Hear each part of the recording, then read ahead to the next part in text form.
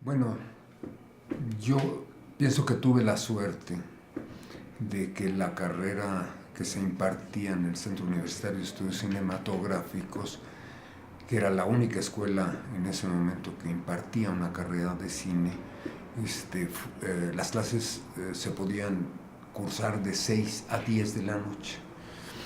De manera que yo había terminado una carrera de ingeniero en comunicaciones y electrónica, me recibí, trabajé varios años como ingeniero en microondas y en la refinería de Escaposal con instrumentos y me fui a Europa, me casé, me fui a Europa y cuando regresé empecé a dar clases en un instituto de cultura superior que tenía una carrera de historia del arte y lo que me apasionaba era la pintura, ¿no?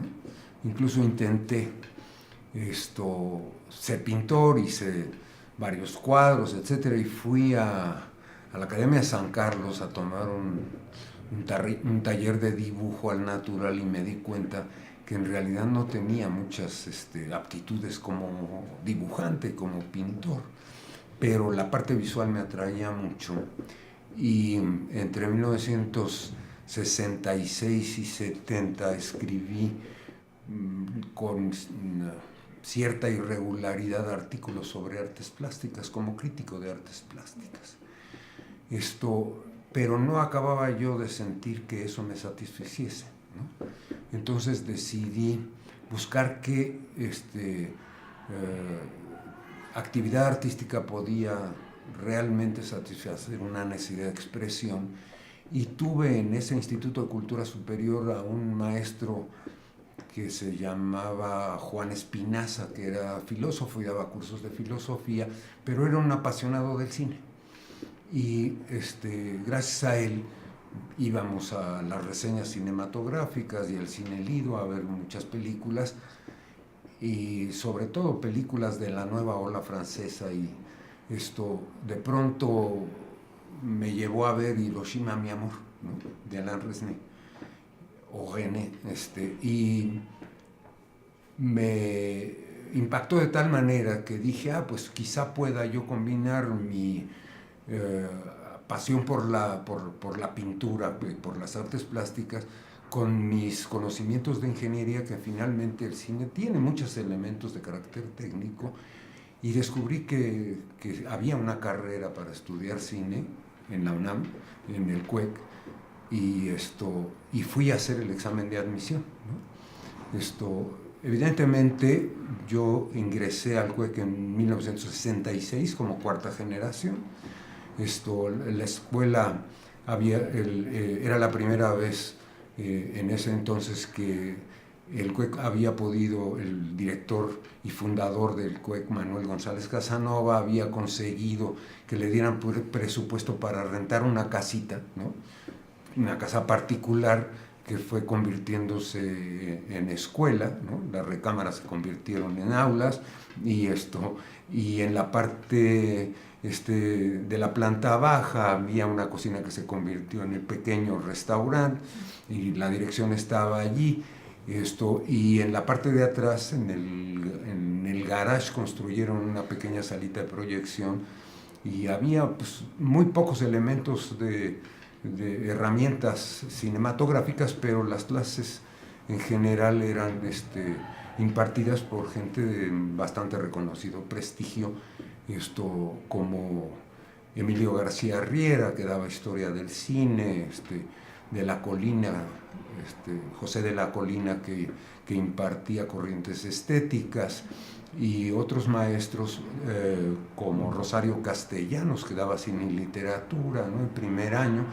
Del grupo inicial, que éramos casi 40 estudiantes, pasamos a segundo año solamente 12, porque no estaba muy sistematizada la enseñanza y había mucha deserción. Yo ingresé al CUEC cuando ya tenía 28 años, ¿no? De manera que, pues, digo, en realidad tenía bastante buena relación con mis compañeros, ¿no? Y lo que buscábamos y trabajábamos, Antonio Reynoso, el fotógrafo, nos daba clases de fotografía y en realidad nos enseñó las zonas, las distintas zonas en blanco y negro, ¿no? Y tratábamos de hacer algunas prácticas, pero de manera individual, ¿no? Obviamente no había, como digo, una sistematización. Trabajábamos o con material Super 8, ¿no? O eventualmente con 16 milímetros, pero uno de nuestros compañeros, Leobardo López Areche, que ya había trabajado con un fotógrafo que hacía comerciales y que tenía mucha fama, un fotógrafo de origen alemán, Hans Weimler, ¿no? Le había dado un entrenamiento que el resto no teníamos, de manera que Leobardo empezó a hacer cortos en 16 milímetros, con una capacidad de expresión muy particular, y yo me fui acercando a él, ¿no? Porque me daba cuenta que él podía enseñarnos cosas más interesantes de lo que, en términos prácticos y técnicos, que lo que en la parte, digamos, práctica nos enseñaban dentro de la parte académica. Cuando yo estaba terminando la carrera en el CUEC, pude hacer un largometraje que se llama Crates, ¿no? Con Leobardo como actor. Pero como ya tenía, por supuesto, por la carrera de ingeniero, conocimientos de sonido, empecé a dar algunas clases de sonido sueltas, ¿no? Antes de que me dieran la beca a Bruselas, en donde cursé una especialidad, no llegó a ser una maestría, en edición, televisión y sonido, que eran las áreas donde yo sentía que no tenía suficiente preparación.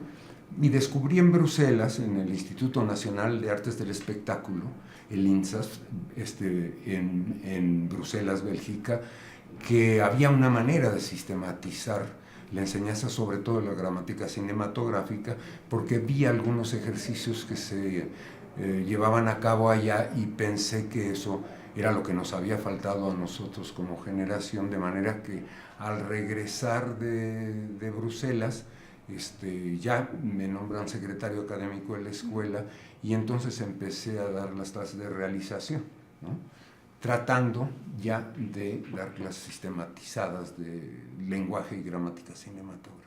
Los estudiantes de nuevo ingreso están más dispuestos a escuchar y a aceptar reglas, ¿no? Y después ya es más difícil, ¿no? Porque cada quien busca su manera de expresión y trata de revolucionar un lenguaje que desconocen, pero piensan que se puede revolucionar sin conocer algunas reglas básicas. Entonces creo que sí, la idea de quedarme como maestro de realización en primer año fue básico, aunque en los primeros 4 años después de que regresé de Bruselas, 73, 74, 75 y 76, me quedé con una sola generación, que es la generación de Mario Luna, de Carlos García Gras, de Aguiñaga, de Busteros, en fin, de esa generación. La escuela vivía situaciones muy conflictivas por una asamblea general, ¿no?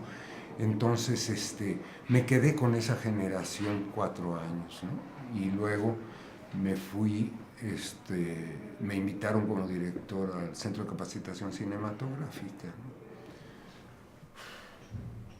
Yo pienso que transmitir un conocimiento específico, básicamente no solamente tratar de transmitir la parte de los conocimientos técnicos, ¿no? Yo creo que la docencia es una forma de transmisión de algo más que estrictamente los conocimientos de carácter técnico, especialmente si se trata de alguna disciplina de carácter artístico. Yo digo que hay una flama que hay que pasar, ¿no? Y que esa flama consiste en hacer que los estudiantes entiendan que hay una especie de mística en esta disciplina que es el cine, y que esa mística, aparte de los conocimientos de carácter técnico, es algo que hay que tratar de transmitir, ¿no? Independientemente de que eso no es sencillo, ¿no? También depende de la disponibilidad de los estudiantes, ¿no? Para aceptar que estas reglas de gramática y de estructura cinematográfica que han funcionado durante muchas décadas, ¿no? Son unas herramientas, ¿no? Que se pueden utilizar para, si uno las domina bien, expresar mejor sus intenciones y su voluntad personal, ¿no? Hay dos caminos en realidad para aprender a hacer cine. Desde luego el camino del autodidacta, pero eso es mucho más largo y generalmente eso sucedía pues en la época de oro. No había una escuela básicamente, sí hubo una que duró 2 años, pero exclusivamente técnica. Entre 1943 y 45 hubo una primera escuela de cine en México, pero era más de carácter técnico, ¿no? Para electricistas, sonidistas, utileros, etcétera. Pero al pasar, al abrirse el CUEC de alguna manera, se buscaba ya academizar una carrera cinematográfica, ¿no? Y yo creo que básicamente es de lo que se trata, ¿no? Es decir, una vez que poco a poco tanto profesores como estudiantes fuimos encontrando una dinámica mucho más academizada y sistematizada, yo creo que mejoró en términos generales la enseñanza. El CUEC, a diferencia del Centro de Capacitación Cinematográfica, nació en circunstancias muy difíciles. Manuel González Casanova, el fundador del CUEC, era jefe del Departamento de Actividades Cinematográficas de Difusión Cultural de la UNAM, pero era una dirección y luego una jefatura, y fue Manuel González Casanova el que abrió el CUEC, que al inicio pues no tenía ni instalaciones propias ni equipo suficiente, de manera que poco a poco, ¿no?, se fue desarrollando una sistematización y una academización, y creo que en la actualidad es una de las mejores escuelas de cine de Iberoamérica, ¿no? Sobre todo porque los maestros fuimos acumulando conocimientos para la docencia, porque no todos los profesionales, aunque sean muy buenos profesionales, tienen la capacidad de enseñar, ¿no? Y eso se adquiere con el tiempo y no todo el mundo tiene esa vocación, ¿no? Mira, mucho más favorable, ¿no?, que en los tiempos en los que nosotros egresábamos de la escuela, porque en la primera década de 63 a 73, todavía la industria cinematográfica mexicana estaba muy feudalizada, dominada por un sindicato o sindicatos STPC y STIC muy cerrados, y porque también los productores estaban como feudalizados, ¿no?, en la Asociación Mexicana de Productores y Distribuidores, ¿no?, que habían gozado durante más de 2 décadas de las facilidades de financiamiento que daba el Banco Nacional Cinematográfico, pero era muy difícil entrar a la industria o incorporarse a la industria. Desde luego ha habido un vuelco radical desde la revolución tecnológica, ¿no?, y la revolución digital, porque se han abierto muchísimo más campos para la expresión audiovisual, y ahora yo creo que todos esos campos abiertos, con la buena preparación que reciben los estudiantes y que egresan e intentan entrar a ese mundo, tienen mucho más oportunidades que las que tuvimos nosotros. Mira, básicamente yo creo que va a ser un salto cualitativo, ¿no? No solamente porque vamos a tener nuevas instalaciones, ¿no?, que nunca, el CUEC nunca tuvo realmente instalaciones específicas para una escuela. Esta casa que ocupamos en Adolfo Prieto 721 era una casa particular, ¿no?, que igual se fue transformando en escuela de cine por necesidades, y fuimos adaptando el cuarto de sonido por un lado, el de proyección por el otro, y luego la construcción de un foro. Pero después de muchas peripecias y después de el tiempo que pasé como director del CCC, que sí tenía, cuando nació el CCC, nació en Cuna de Oro, porque allí había desde sus inicios una instalación específica para escuela y los mejores equipos en 16 milímetros. El CCC abrió en septiembre de 1975, pero ya nació como una escuela de cine con todas las herramientas para eso.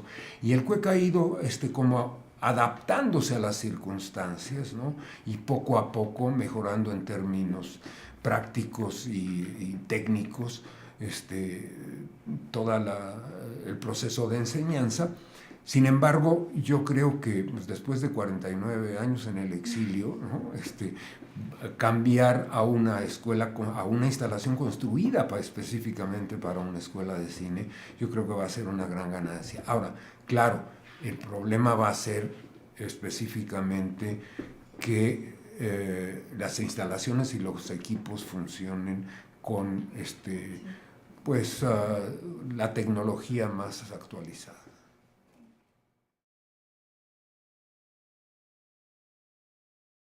El problema principal era la falta de recursos para producción, ¿no? Cuando Sari Bermúdez, la presidenta de Conaculta, me invitó a tomar la dirección de IMCINE, le dije que aceptaría con la condición de que hubiera recursos para la producción. Y ella me aseguró que sí habría, le dije, porque si no me vas a mandar a la guerra sin fusil, ¿no? Total, entro en enero, me dan el presupuesto del año y me doy cuenta que había 433,000 pesos para producción. Y le dije, no, pues así es imposible. Me dijo, ¿qué hay que hacer? Le dije, bueno, pues habría básicamente que hacer aprobar el reglamento de la ley cinematográfica de 98 que no se había aprobado, y eso era responsabilidad de la Secretaría de Gobernación. Total, revisamos el reglamento y eso era básico porque en la ley de 98 los diputados habían conseguido en el artículo 33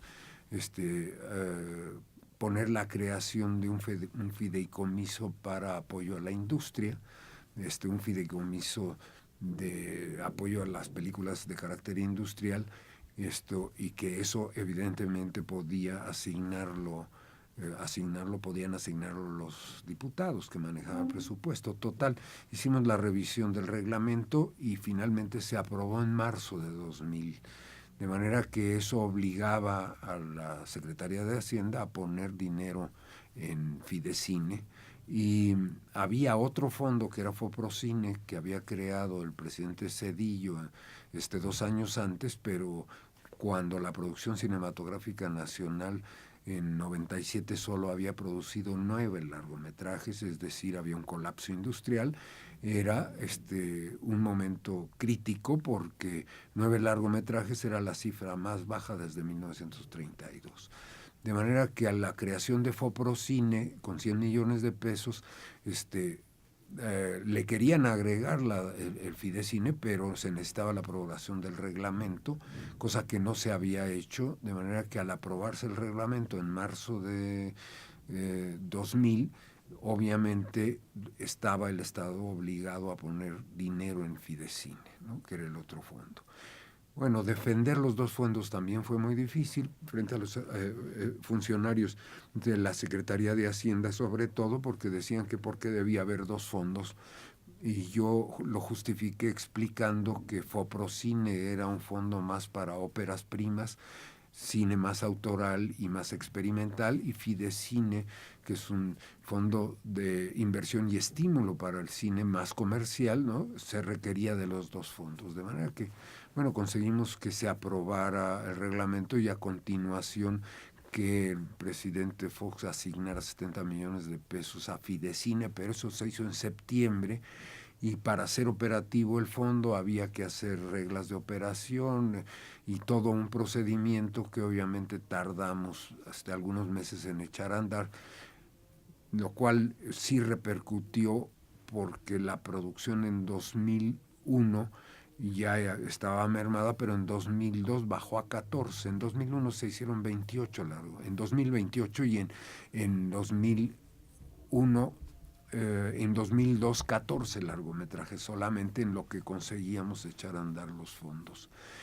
Afortunadamente eso sirvió de base para incentivar la producción cinematográfica nacional, y De todas maneras buscamos otra iniciativa, y la otra iniciativa para conseguir recursos era la creación de lo que se llamó el peso en taquilla, de manera que el público pagara un peso más por boleto de cine. Se vendían en aquel entonces alrededor de 140 o 150 millones de boletos al año, lo cual nos podía dar un fondo de 150 millones de pesos. Pero con la aprobación de esa iniciativa, a finales del 2002, inmediatamente reaccionó muy violentamente la Motion Picture Association, las distribuidoras norteamericanas, y Jack Valenti, presidente de Motion Pictures Association, le envió una carta al presidente Fox diciendo que se sentían violados porque el Congreso Nacional no los había consultado. Y 3 semanas después estaba aquí el vicepresidente de Motion Picture Association con un abogado en la oficina de Sari Bermúdez, la presidenta del Consejo Nacional para la Cultura y las Artes, diciendo que se iban a amparar, que era anticonstitucional, etcétera. Y en efecto fue una larga batalla que duró un par de años, que pasó por todas las instancias jurídicas. A veces ganábamos alguna de las demandas, a veces no. Llegó hasta la Suprema Corte de Justicia y ahí lo perdimos, ¿no? Porque todos los magistrados de la Suprema Corte de Justicia lo declararon inconstitucional. Pero de todas maneras conseguimos sacarle 70 millones de pesos que se aplicaron a la producción. Y eso desde luego ya ayudó a que fuera creciendo el volumen de producción de largometrajes, sobre todo nacionales. Y luego, para conseguir más recursos, presentamos la iniciativa sobre el artículo 226, que es un impuesto, un estímulo a la producción de cine nacional sobre el impuesto sobre la renta, de manera que los inversionistas y la gente en general pudiese deducir del impuesto sobre la renta el 10%, que significó otra vez otro apoyo fundamental. Eso de todas maneras ya nos costó otros 2 o 3 años de trabajo hacerlo eficaz y hacerlo funcional, pero finalmente existe, y desde entonces el estímulo, que son alrededor de 500 millones de pesos anuales para la producción nacional, que son deducibles, ¿no?, del impuesto sobre la renta, y eso ha permitido que la producción nacional haya alcanzado un volumen cercano a los 70 largometrajes anuales desde principios de este sexenio, ¿no?, hasta la fecha. Y pues esas son las batallas principales. Otro factor fundamental es que cuando yo fui por primera vez a Cannes, al Festival Internacional de Cine en Cannes, Francia, no había una sola película mexicana en ninguna de las secciones del festival. Y entonces, bueno, en la medida en que aumentaba la producción y que también abrimos un concurso para hacer cortometrajes de 10 minutos y financiados por IMCINE, también desarrollamos un esfuerzo grande para ir colocando en los festivales de cine importantes del mundo la producción nacional, y eso le volvió a dar presencia al cine mexicano de manera internacional. Al grado de que ya prácticamente en algún momento en todas las secciones de Cannes había alguna película mexicana hacia el final de mi administración. Y yo creo que eso le dio mucha importancia al cine nacional. En el extranjero nos falta la batalla más difícil, que es la distribución y la exhibición, y la inequitativa distribución del ingreso en taquilla, ¿no?, porque la mayor parte del dinero que entra a taquilla se lo quedan exhibidores y distribuidores, y al productor es el último en recibir el beneficio. Yo fui director de Estudios Churubusco entre 1997 al 2000, es decir, fui 4 años director de Estudios Churubusco. al terminar el sexenio, pues se iba, ¿no?, a terminar el cargo. Sabemos perfectamente eso, pero digo, conseguí hacer bastante eficaz en términos económicos Estudios Churubusco, y gracias a eso, obviamente, la que fue nombrada Sari Bermúdez como presidenta del Consejo Nacional para la Cultura y las Artes, me llamó, ¿no?, a Estudios Churubusco y me propuso que tomara el cargo de director de IMCINE, ¿no? Y pues lo consideré que en algún momento no sabía que iba a ser que era difícil, porque la situación del cine mexicano no era buena, ¿no?, en términos generales, sobre todo de producción, pero pensé que podía hacer algo por el cine nacional. Crates, que es mi primer largometraje en 16 milímetros, blanco y negro, era de todas maneras como una tesis de fin de estudios. En realidad, cuando nosotros entramos al CUEC, mi generación solo había 4 años de estudio, pero mi generación convenció al director de la escuela que necesitábamos un 5.º año para hacer un trabajo de tesis final. Y entre Leobardo López Areche, mi compañero, y yo escribimos 2 guiones, 2 argumentos y guión para largometraje. Uno era Crates, que era el que yo iba a filmar, y Leobardo López escribió el argumento del cambio, ¿no?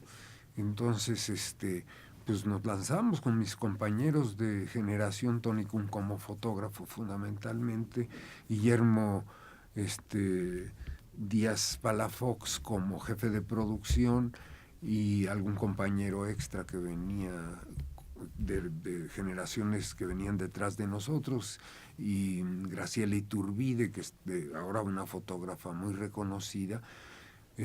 Pues éramos todo el equipo de rodaje, ¿no?, y otro compañero que nos ayudaba. Casi todo exterior día, un poco influidos por las técnicas de cine directo, ¿no? Y fuimos a filmar cosas que estaban como elementos casi documentales, ¿no?, en las que introducíamos a Leobardo, ¿no?, como actor, y Leobardo aceptó ser actor de la película porque había tomado un curso con un maestro célebre de teatro, Sequizano, para ser el actor principal, y así hicimos un rodaje de 2 o 3 semanas, ¿no?, básicamente exterior día, ¿no?, excepto una cueva en donde da a luz la mujer del personaje, que se iluminó con un solo cuarzo, ¿no?, y no teníamos más elementos de apoyo, pero queríamos demostrar que podíamos hacer un largometraje sin el apoyo del aparato industrial.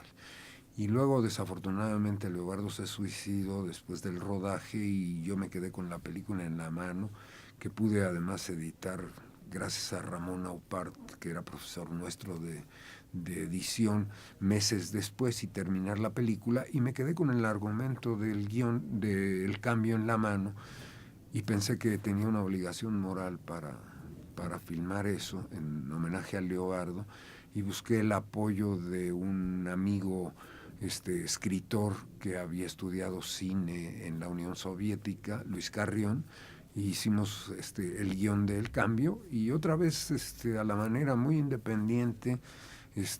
Tony Kuhn como fotógrafo, Oscar Blancarte, que también compañero de la escuela, que venía de una generación atrás, y convencimos a los actores, ¿no?, que nos ayudaran. Eran actores universitarios, Bonilla y Jiménez. Ya tenía cierta fama Ofelia Medina, e incorporé a mi hermana, que era actriz, ¿no?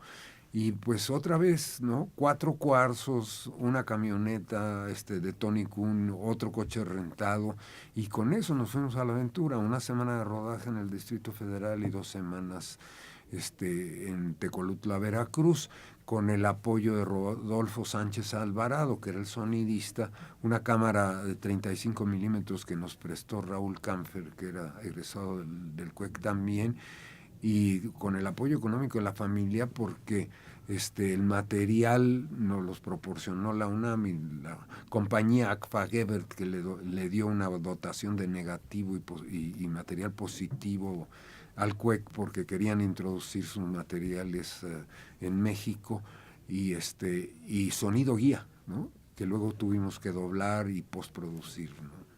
Mira, más que específicamente la participación en el movimiento del 68, yo creo que la UNAM te desarrolla una conciencia social, ¿no? Inevitablemente, por lo que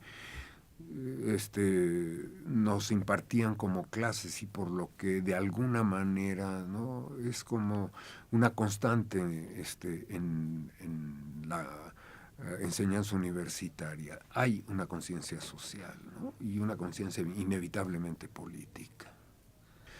Mira, básicamente, porque nos habían faltado, y eso lo resentíamos, ¿no? Una falta de enseñanza de la gramática cinematográfica, ¿no? Difícilmente. Y además porque Tony Kuhn, que había estudiado una carrera de historia del arte, y yo compartíamos una visión pictórica muy semejante. Entonces bueno, en primer lugar, el plano y lo que sucedía dentro del plano tenía valores pictóricos que él y yo compartíamos. Y después por una falta verdaderamente de conocimiento de la gramática cinematográfica. Por eso después me entró la obsesión, ¿no? Después de ir a Bruselas, ¿no? Y ver cómo se resolvían algunos ejercicios, que era indispensable enseñar muy temprano a las nuevas generaciones las reglas de la gramática cinematográfica, porque eso lo había yo registrado como una deficiencia. Mira, básicamente capacidad de interpretación, ¿no? El registro de interpretación de un actor como Sergio Jiménez era extraordinario, ¿no? Pero lo fundamental es su capacidad de interpretación, que no sean los actores ellos como únicamente figuras, sino que tengan la capacidad de interpretar y transformarse en diferentes papeles, ¿no? Y pues eso pues lo descubre uno un poco por intuición, ¿no? Y por cómo va uno desarrollándose en el campo profesional, ¿no? No hay ninguna receta, ¿no? Pero sí puede uno evaluar la capacidad de interpretación de un actor, tanto por sus trabajos anteriores como por la relación, ¿no? con el actor. El Caballito Volador fue un proyecto por encargo, ¿no? Es decir, a un director de cinematografía le encargaron que se hiciera una película con dinero del Estado, ¿no? En Conacite 2. Había un argumento de Francisco Serrano y su esposa, que era de animación, y lo veíamos verdaderamente imposible de producir. Yo dije que me interesaba hacerlo si me permitían convertirlo en acción viva, y porque era la oportunidad de entrar al STIC, ¿no? Al sindicato, finalmente a la industria, ¿no? Porque habíamos estado fuera de ella.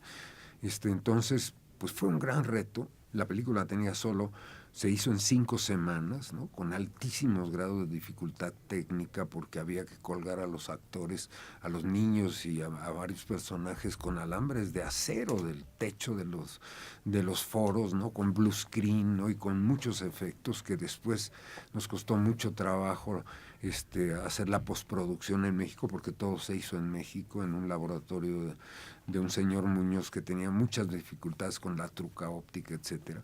Pero fue un gran aprendizaje, ¿no? Y acabamos en tiempo y en dinero correctamente, pero construir sets y el trabajo de Francisco Magallón, que hizo la dirección de arte, y su esposa, a mí me parecen muy, muy dignos y muy mexicanos. No se pasó por muchos lados, pero sí nos dieron una mención en una sección de cine infantil en un festival en Moscú, ¿no? Y eso fue todo. Pero lo pasaron en una muestra, ¿no? El Caballito, y me fue muy mal porque el público en la muestra chiflaba, ¿no? Yo creo que no era el público adecuado para la película. Bueno, hay una diferencia básica, ¿no? En la ficción tú puedes poner en escena y repetir varias veces hasta conseguir lo que quieres. En el documental tienes que tomar los elementos de la realidad. Ahora, no hay duda de que es indispensable, de todas maneras. Yo digo que una investigación sobre el tema, que siempre ayuda a compenetrarse con la situación que se va a abordar. Y desde luego que se puede trabajar y manipular de alguna manera, pero ahí básicamente lo que es importante es bueno, tener una idea de lo que se quiere decir, ¿no? Elaborar una escaleta, si no un guión definitivo, pero sí una escaleta que sirva de guía, porque es una herramienta de producción, ¿no? Porque de lo contrario, en algún momento, en épocas de Glauber Rocha, se decía que había que salir a la calle con una idea, una cámara en la mano y una idea en la cabeza. Y entonces se podían tirar miles de pies y los procesos de postproducción, de edición, se podían convertir en una locura. Yo creo que hay que tener una idea básica y desde luego tener después capacidad de improvisación, ¿no? O de tomar los elementos que la realidad te ofrece. Pero sí hay un enriquecimiento importante tener contacto con la realidad, ¿no? Con la realidad social, ¿no? Y sobre todo con la temática que le preocupe a uno, ¿no? Independientemente de eso, muchos de los documentales que yo hice eran por encargo, ¿no? Uno que, bueno, ya siendo director del CUEC, que me encargó la coordinación de difusión cultural, Gonzalo Celorio, y el rector, era un documental sobre la UNAM, ¿no? Pero en media hora meter a la UNAM fue verdaderamente, pero fue una experiencia extraordinaria porque nos permitió conocer la dimensión de la Universidad Nacional, y yo creo que es de los más exitosos porque creo que sacaron 3,000 copias del que más se ha visto, pero el trabajo documental es muy enriquecedor. Me tocó hacer una serie que se llamaba En las ciencias y en las artes, entrevistando científicos y artistas, y muchos, lo que preparaba yo el material para hacer la entrevista con los científicos y con de toda índole y con los artistas, pues implicaba de alguna manera leer, etcétera. No teníamos más que 1 o 2 días de rodaje, un día de edición para musicalizar, poner créditos con tecnología que no era digital, que era tecnología lineal, ¿no? Realmente fueron retos de un aprendizaje importante, y muchas cosas que fueron como docuficción, ¿no? Otra serie sobre historia de la educación, ¿no? Que era ficción documental, bueno, docuficción, ¿no? Pues me permitió conocer la historia de la educación en México. Yo hice 20 de 40 capítulos, los otros 20 los hizo Felipe Casals, y luego me encargaron un programa sobre la Constitución en México y otro sobre el municipio libre. Aprende uno muchas cosas, y eso a mí me parece muy enriquecedor. Pues dejé de hacer películas de ficción por una razón muy sencilla. Me nombraron director de estudios Churubusco. Y al nombrarme director de estudios Churubusco no podía usar los recursos estatales para eso, y luego me nombraron director de cine, ¿no? Entonces ahí ya son 10 años, ¿no? Y los otros anteriores, era yo director del CUEC y sí pude hacer Playa Azul y varios documentales para la UNAM, ¿no? Pero los cargos pues no permitían hacer tan fácilmente películas de ficción. Estoy trabajando en un guión con Orlando Merino y Jaime García sobre el arte contemporáneo. Pues qué gusto saber eso. Y bueno, pues muchas Espero gracias. poder levantar la producción, que eso es lo más difícil. Yo creo que sí. Bueno, pues muchas gracias, eso es todo. Bueno. Seguro que ya no quieres preguntar algo más. Hay que aprovechar que no hay luz, que sí hay luz. Bueno, ya para cerrar, en perspectiva, ¿cómo observa la situación del cine nacional actual en comparación primero con sus años de funcionario en cine y luego cuando usted empezaba a levantar proyectos como El Cambio? No, desde luego que hay un cambio radical de situación, porque aumentó el volumen de producción, con todas las quejas que eso signifique, y con toda la problemática de distribución y exhibición, que creo que más tarde o más temprano, a iniciativa de IMCINE, pero no me dio tiempo ya de hacerlo, hay que ir a la Comisión Federal de Competencia a pelear contra las majors y contra los exhibidores que obviamente tienen a quienes las grandes distribuidoras americanas tienen dominados, ¿no? Y hacen poco espacio para el cine nacional, ¿no? Y eso es algo que hay que pelear de nuevo para que haya condiciones justas, ¿no? De distribución y exhibición para el cine nacional y una mejor distribución del ingreso en taquilla, ¿no? Porque del peso que entra en taquilla, 16 centavos son impuesto, más 1.6 de derechos autorales, pero el exhibidor se queda con el 51% del ingreso en taquilla, y el distribuidor primero se cobra publicidad y copias, ¿no? Y después se queda con el 20% y le da al productor entre 11 y 13%, a quien elabora la película, corre todos los riesgos y hace la materia prima. Y yo creo que eso hay que remediarlo de alguna manera, porque me parece muy injusto. Pero así están las leyes de mercado, pero creo que las leyes de mercado, sin el control del Estado, son muy, muy inequitativas. Bueno, ahora que se vaya la luz. Ya. Ok. Bueno, fin. Pues eso es todo. Okay. Muchas gracias, profe. Sale. Bueno, gracias. Gracias por su consideración.